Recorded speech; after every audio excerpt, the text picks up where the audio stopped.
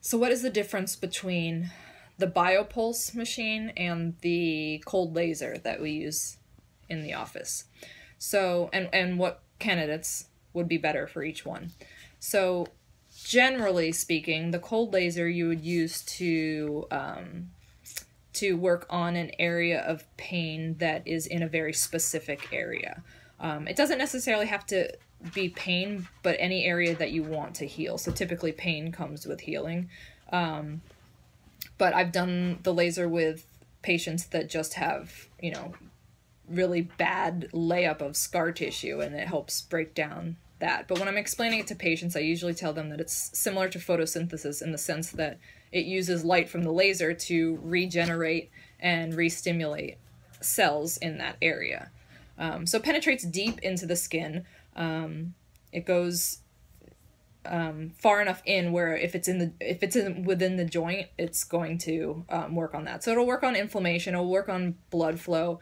It jumpstarts kind of the healing process within that specific area, and produces ATP, which is energy and excitement within the cells, which is what kind of jumpstarts your self healing before you even, you know, start working on it from the outside in.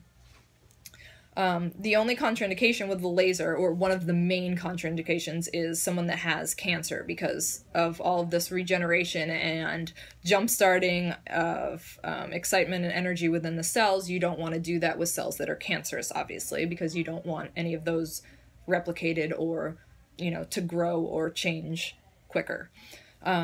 Some good candidates for using the laser are going to be your very acute patients, so muscle strains, sprains, all of that kind of thing. Post-op patients, it's great because it will help alleviate not only inflammation, but it will help with the scar tissue and how the scar tissue lays down,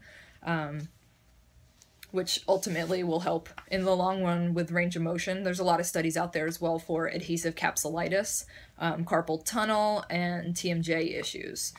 Now, as far as the Biopulse goes, that is more for widespread chronic type pain. So that uses electromagnetic energy within the reflex points of your hands and your feet, and sends impulses through the body to work on healing. So since you have all of these different reflex points in the bottoms of your feet and the palms of your hands, they can be related to liver and kidneys and all of your internal organs, as well as, you know, specific joints and body parts and your skin and your circulation and your lymphatic system. All of that stuff is tied in to reflexology, and that's basically what this does. So with the Biopulse, you would use it more frequently than you would the laser, even if you don't have anything wrong per se. If you wanted to use it, you know, as an employee just testing it out, it's because of how it works on your reflex points in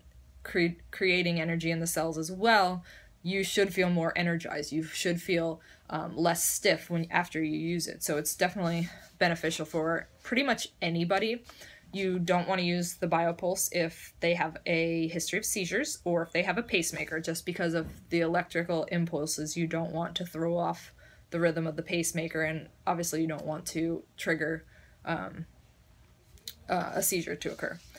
But other than that, usually most of the patients that I would recommend the laser for, I would also recommend the Biopulse. But the patients that I would put on the Biopulse, I might not recommend the laser, only for the fact that when you're on the Biopulse, if you have more of that widespread chronic pain, if you have fibromyalgia, if you have, you know,